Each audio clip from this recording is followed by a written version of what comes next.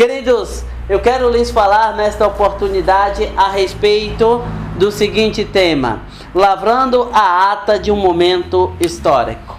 Lavrando a ata de um momento histórico. Ora, a característica do século 21, denominado de pós-modernidade, é o rompimento com o antigo sob a alegação de uma sociedade moderna. O resultado de tudo isto é uma geração que desconhece a sua história, além de não saber exatamente onde se pretende chegar. É diante deste quadro caótico que passa a fazer sentido o seguinte ditado popular: um povo sem memória é um povo sem história. Um povo sem memória é um povo sem história. Qual é, afinal de contas, o contexto da passagem que nós lemos aqui? Chega num determinado momento em que tanto os líderes quanto os liderados estão com uma adoração completamente comprometida diante do Senhor. Sim, quando você lê o início de Malaquias, lá no capítulo 1, o Senhor diz para os sacerdotes: tirem de minha presença esse pão imundo. O que vocês apresentam para mim, afinal de contas? Quem foi que enganou vocês? A ponto de vocês trazerem para mim animais cegos, coxos, doentes. Tirem tudo isso de minha presença. Parem de fazer de conta que vocês estão fazendo da forma correta. E aí, dentro dessa perspectiva, o Senhor vai denunciar por meio do profeta Malaquias que tanto os líderes quanto os liderados, e vice-versa, estavam com uma postura completamente contrária àquilo que era requisitado da parte do Senhor em relação ao seu povo. E é dessa maneira que o Senhor denunciará uma adoração comprometida, uma adoração que, muito embora passasse o ar de normalidade, estava muito aquém daquilo que é requerido das Escrituras por parte dos adoradores. Sim, uma adoração corrompida por conta de uma postura equivocada em relação àquilo que a palavra prevê como sendo necessário da parte dos adoradores. E é dentro desta perspectiva, é dentro deste contexto de lavrando a ata de um momento histórico que eu quero falar inicialmente para vocês a respeito da seguinte questão: uma conclusão equivocada. Uma conclusão equivocada. É interessante que no verso de número 13, que antecede aí o nosso texto base, é dito o seguinte. Sim, o verso de número 13, aliás, nós começamos lendo nele, né? As vossas palavras foram duras para mim, diz o Senhor, mas vós dizeis que temos falado contra ti. Sim, queridos, o cinismo deste povo é simplesmente impressionante. As provas estavam ali, as acusações que são feitas da parte do Senhor em relação à postura deste povo está completamente clara, pois o Senhor não fala de uma forma abstrata por meio de Malaquias, mas mostra de uma forma pontual onde exatamente estavam as falhas, onde essas pessoas estavam errando. E no entanto elas diziam: mas onde afinal de contas nós estamos deixando a desejar? E aí é interessante porque o Senhor diz: vós dizeis, inútil é servir a Deus. Você consegue imaginar isso?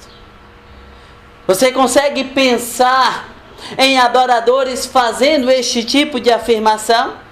Os versos 14 e 15 do nosso texto base diz o seguinte: vós dizeis, inútil é servir a Deus, que nos aproveitou termos cuidado em guardar os seus preceitos e em andar de luto diante do Senhor dos Exércitos. Ora, pois, nós reputamos por felizes os soberbos, também os que cometem impiedade. Prosperam, sim, eles tentam ao Senhor e escapam. A grande questão aqui, que é apontado, que é denunciado por Malaquias, é a infidelidade. A parte onde mais chama a atenção do povo, né, da igreja em nossos dias, é Malaquias capítulo 3, o verso de número 10, né, onde diz: trazei todos os dízimos e ofertas. Mas este não é o ponto central, porque o que está sendo tratado aqui é a respeito da fidelidade. Quando este povo torna-se negligente em relação aos dízimos e às ofertas, na verdade é a consequência de uma infidelidade de vida. Vós dizeis, inútil é servir a Deus. É interessante que esta mesma conclusão equivocada será vista na vida de Asaf. Quando você lê, por exemplo, o Salmo de número 73, Asaf faz exatamente esta afirmativa. Ele diz, inútil é servir a Deus. Não vale a pena servir a Deus. Por quê? Porque os ímpios não servem a Deus e prosperam. Mas é interessante que a postura de Asaf foi diferente, porque ele começa dizendo, quanto a mim, quase me resvalam os pés. Porque ele começa a olhar para o ímpio, para a prosperidade do ímpio, e aí ele começa a questionar se realmente vale ou não a pena servir a Deus. Mas, no que diz respeito aqui a esse texto, a este registro, não há indício de que este povo tenha mudado de postura, mas essas pessoas simplesmente dizem, inútil é servir a Deus. Por quê? Aqui está um grande problema. Sempre que os filhos de Deus tentam imitar o mundo, perderá o foco. Sempre que os filhos de Deus tentarem imitar o mundo, perderão o foco. Sim. Observem vocês a seguinte questão. O que garante que a aparente prosperidade tenha percorrido de uma forma correta? Não estou dizendo com isso que aquilo que o ímpio ajunta ao longo da sua vida, que é necessariamente de forma desonesta.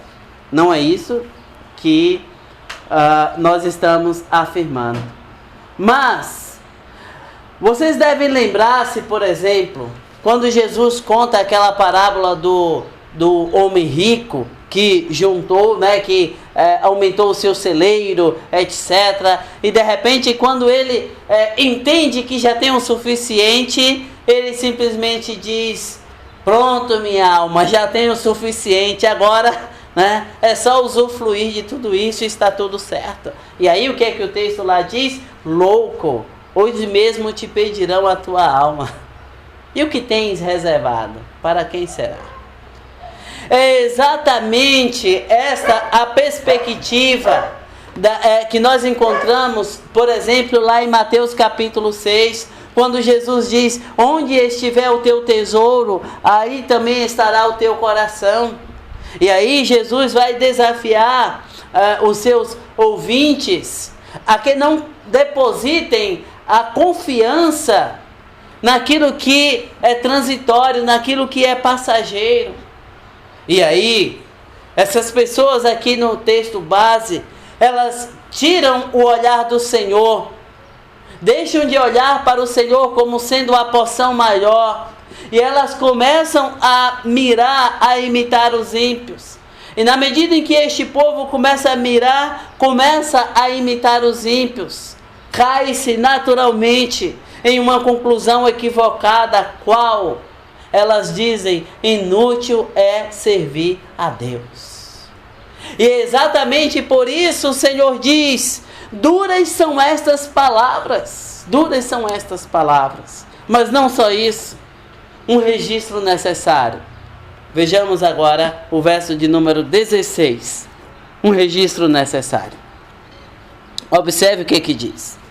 Então os que temiam ao Senhor falavam uns aos outros. O Senhor atentava e ouvia. Havia um memorial escrito diante dele para os que temem ao Senhor e para os que se lembram do seu nome. Aqui nós estamos agora diante de um outro público. Sim, nós estamos agora diante de um outro público. Havia um memorial escrito diante dele para os que temem ao Senhor. Então, os que temiam ao Senhor falavam uns aos outros. Aí, é interessante que uma outra versão deste mesmo texto diz assim: foi aberto um livro na presença do Eterno e foi lavrada a ata desta reunião. Isso é bem interessante. Porque se por um lado existia um grupo de pessoas que dizia: não vale a pena servir ao Senhor, agora um outro grupo dirá: sim, vale a pena servir ao Senhor. E o texto nos diz que o Senhor estava atento para a reunião daqueles que entendiam que valia a pena servir ao Senhor. E aí, isso é bem interessante, porque na medida em que estes fiéis, estes tementes a Deus, se reúnem e afirmam categoricamente que vale a pena servir ao Senhor, o Senhor diz: lavra isso, que conste em ata. Para quê? Para que servisse de referencial para os que viriam. É interessante observarmos que os persas, eles tinham, sobretudo os reis, eles tinham um livro especial. E neste livro especial, eles costumavam registrar os grandes feitos dos seus servos. Então, alguém que fazia um grande feito a favor do seu senhor, em favor do reinado, pegava lá o livro e registrava o nome e o grande feito. E aí, voltando aqui para o nosso texto base, é bem interessante porque o texto nos diz que eles se reuniam e discutiam o assunto. Qual assunto? De que vale a pena servir a Deus. E o texto diz: o Senhor atentava e ouvia. O Eterno viu o que eles estavam fazendo e ficou atento a toda a conversa. E aí o texto na sequência diz: e para os que se lembram do seu nome. Para os que se lembram do seu nome. E todos os que temiam o Eterno, o nome de todos aqueles que temiam o Eterno foram anotados. Os nomes de todos aqueles que honravam o nome do Eterno. Sim? Lembram quando é dito lá em Isaías capítulo 6, o finalzinho, a respeito do remanescente? Lá no finalzinho de Isaías capítulo 6. Quem são estes? São aqueles que permanecerão fiéis a Deus, independente das circunstâncias. É aquilo que o texto chamará de remanescente fiel. E aí, Malaquias destacará no texto o remanescente fiel. Aqueles que, a despeito daqueles que diziam que não valia a pena servir a Deus, daqueles que ficavam olhando para a prosperidade dos ímpios, se mantinham fiéis, sim, este remanescente fiel mantinha o coração no Senhor, e eles reafirmavam categoricamente de que servir ao Senhor e que servir ao Senhor com fidelidade é bênção. Observe que o Senhor exige para que fique registrado o nome destes indivíduos. Para que, afinal de contas, para que servisse de referência para os outros.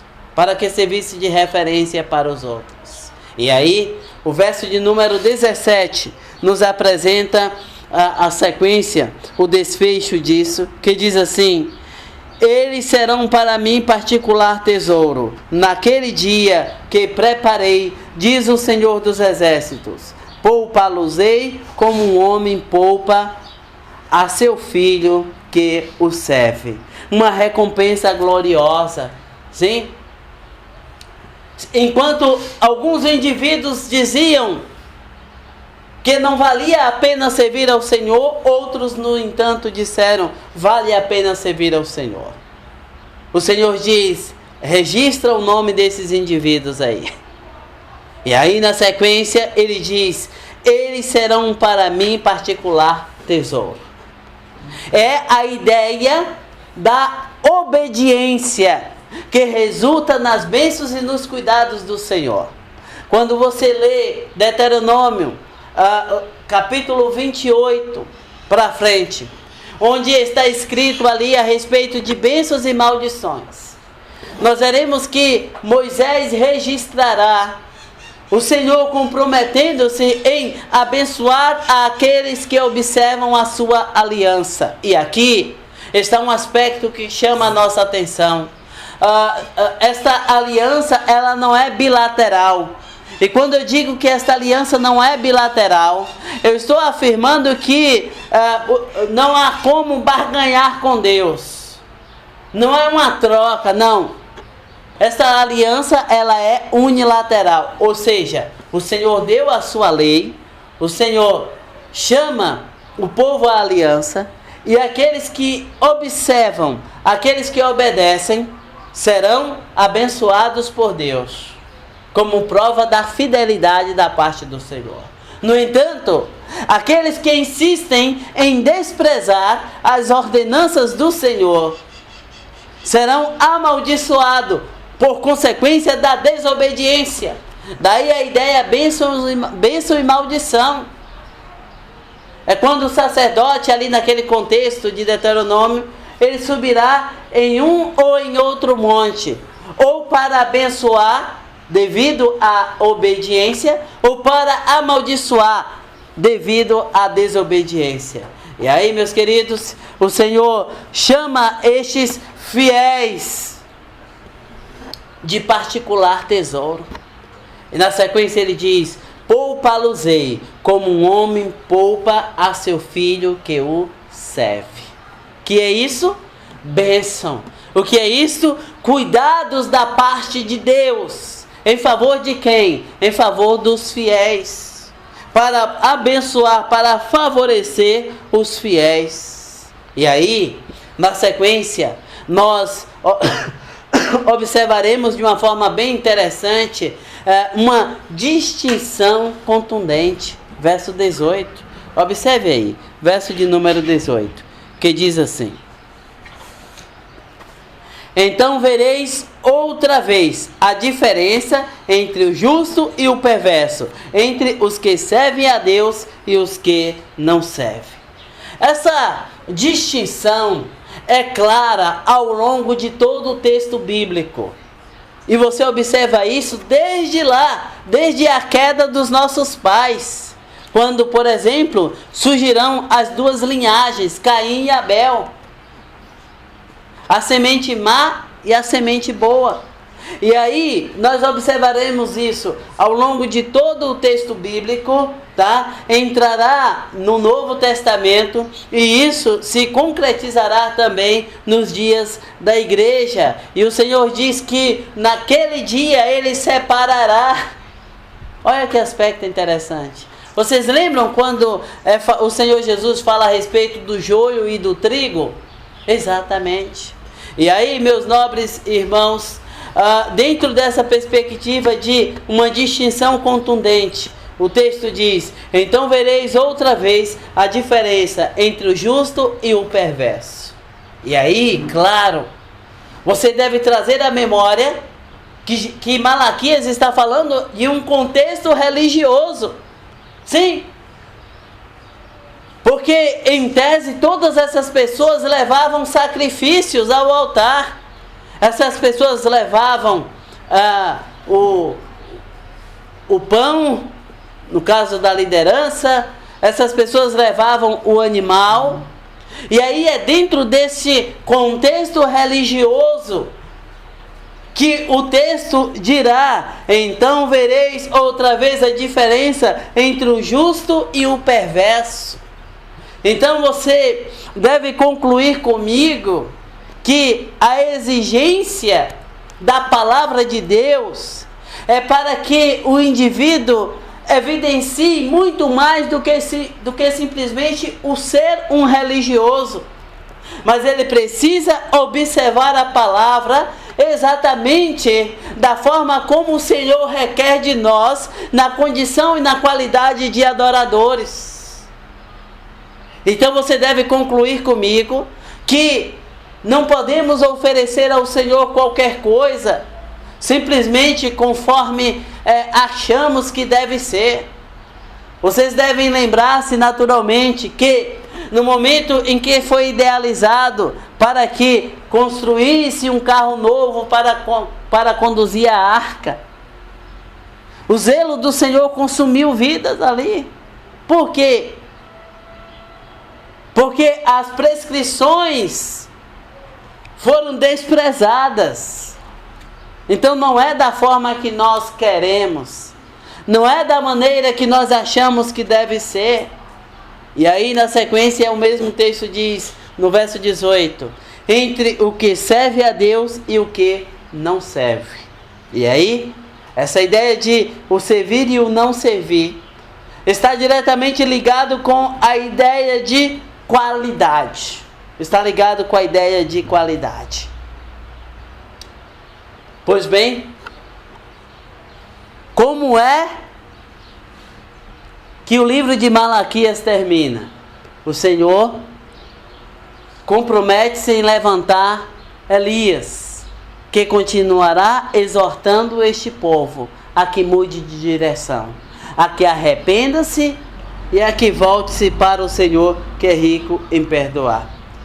Pois bem, queridos, a ideia aqui é clara de que os nomes dos fiéis sempre estariam vivos na memória do Senhor. Mas também podemos extrair a lição de que não dá para simplesmente fazer para Deus da forma que nós achamos que deve ser. Então, essas pessoas diziam: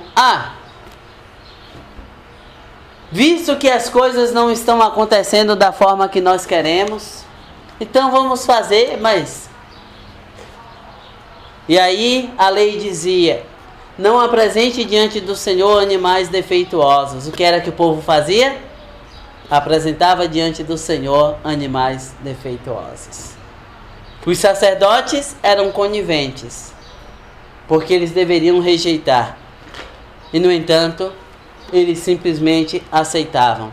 Aliás, há uma denúncia da parte do Senhor também contra estes líderes.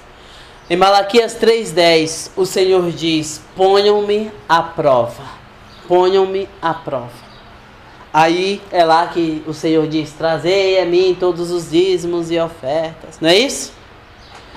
A questão aqui não é simplesmente monetária. Não. Ela é muito mais profunda. É por isso que quando, por exemplo, eu instruo a igreja a respeito de ser dizimista,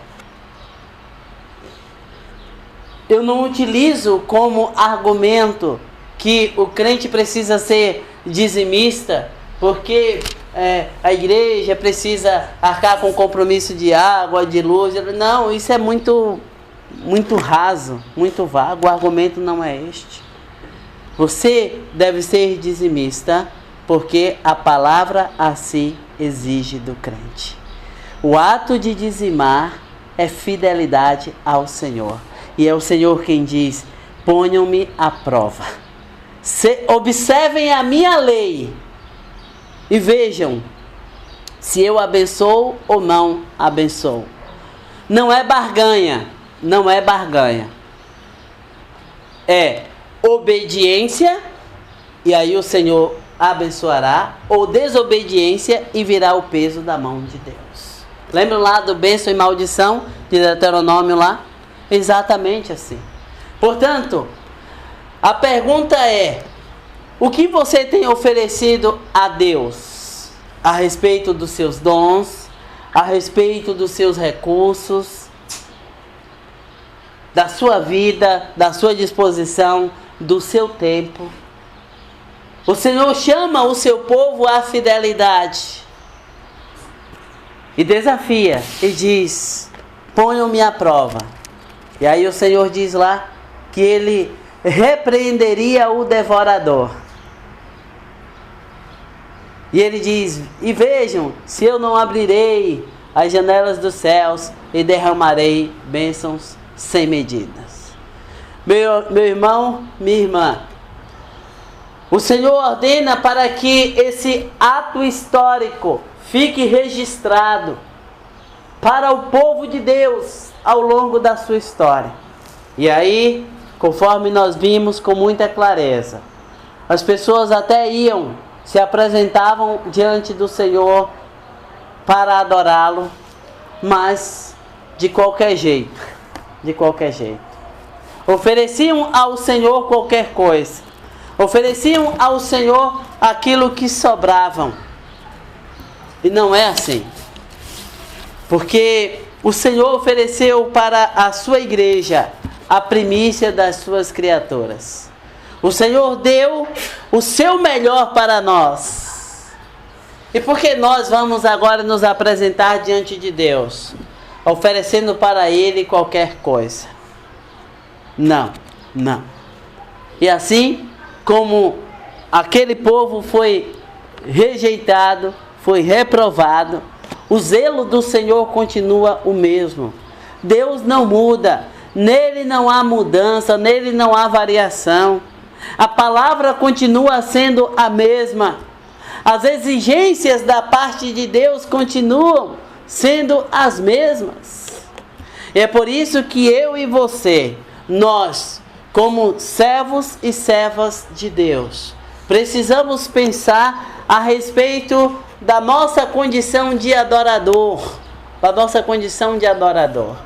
Porque, por melhor intencionado que estejamos, ou que sejamos, o Senhor pode reprovar, sim. Ainda que um líder religioso se coloque diante de você e diga: não se cobre tanto, não exija tanto de você. A palavra pode falar o contrário. A palavra pode dizer: aquilo que você está fazendo e dando de melhor não tem sido suficiente, porque está longe daquilo que a lei do Senhor requer dos seus servos. Sabe como nós chamamos isso? Zelo. Sabe como nós chamamos isso? Comprometimento. Sabe como nós chamamos isso? Reconhecimento das bênçãos e dos cuidados do Senhor. Fuja da ortodoxia morta. Fuja de um apego a uma série de normas e regras que muitas vezes em nada tem a ver com as Escrituras, que muitas vezes nada tem a ver com aquilo que a palavra instrui, que a palavra requer de nós na condição e na qualidade de adoradores. Aliás, quando o Senhor Jesus iniciou o seu ministério, Ele veio justamente derrubando uma série de regras infinitas que estavam sobre as pessoas. E os líderes religiosos diziam: é isso que o Senhor requer de vocês. Aí Jesus diz: ouvistes o que foi dito, eu porém vos digo. Aí Jesus vem corrigindo todas as distorções. Meu irmão, minha irmã, como está a sua vida na condição e na qualidade de adorador? Qual postura você tem assumido? A daqueles que diziam: inútil é servir a Deus, e aí você faz de qualquer forma? Ou você tem sido daquele grupo zeloso que dizia: vale a pena servir a Deus? E o Senhor já lavrou, já constam estes nomes em ata. O Senhor mandou consta, registra esses nomes aí. Pense nisso. E que Deus, na sua graça e na sua misericórdia, abençoe a sua vida e te possibilite atentar para a lei do Senhor e ser um adorador consciente daquilo que a palavra requer da tua vida. Amém? Amém.